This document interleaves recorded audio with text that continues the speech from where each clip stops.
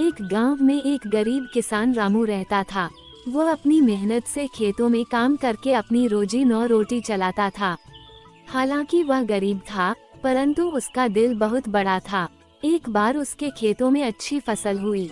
रामू ने सोचा, इस बार फसल अच्छी हुई है, अब ये फसल बेचकर कुछ बचत कर लूंगा और अपने बच्चों को पढ़ने के लिए स्कूल भेजूंगा। ये सोचकर रामू फसल लेकर गांव के बाजार चला। वह बाजार तो पहुंच गए, परंतु उसे एक बात की चिंता होने लगा। बाजार में एक लालची सेठ था जो हमेशा किसानों का शोषण करता था। सभी फसल तौलने के बाद रामू ने सेठ को बोला, सेठ जी, इस बार फसल अच्छी हुई है, बाजार में सभी किलो के 3 रुपयों में बेच रहे, मैं भी 1 किलो के 3 रुपया ही लूंगा। अरे क्या, तुम्हारी फसल ज्यादा अच्छी नहीं है, इसलिए मैं तुम्हें किलो के 1 रुपया ही दूंगा, इससे नहीं कम नहीं ज्यादा। बेचना है तो बेचो, नहीं तो ले जाओ, इस बाजार में मेरे अलावा कौन खरीदेगा। सेठ जी, मेरी मेहनत की फसल है, कृपया इसका सही दाम दीजिए। लेकिन सेठ अपनी बात पर अड़ा रहा। अब रामू के पास सेठ को कम दामों में बेचने का अलावा कोई उपाय नहीं था। हारकर रामू को अपनी फसल को कम दामों में बेचना पड़ा। जब रामू घर लौटा तो वह बहुत उदास था।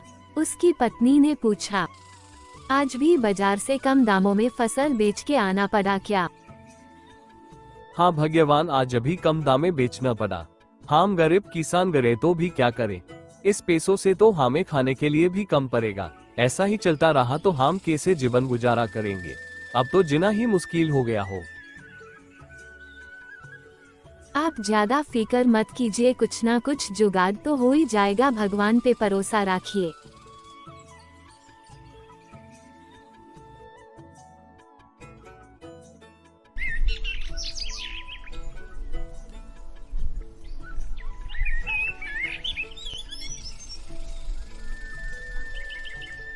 गांव में एक सज्जन व्यक्ति जो एक सामाजिक कार्यकर्ता था, उसने किसानों को संगठित होने की सलाह दी।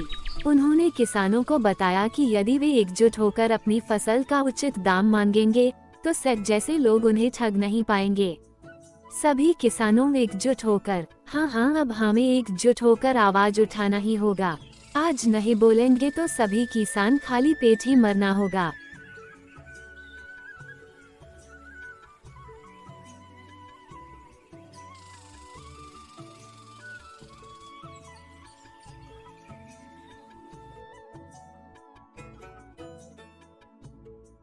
कुछ ही दिनों में किसानों ने मिलकर अपनी एक समिति बनाई।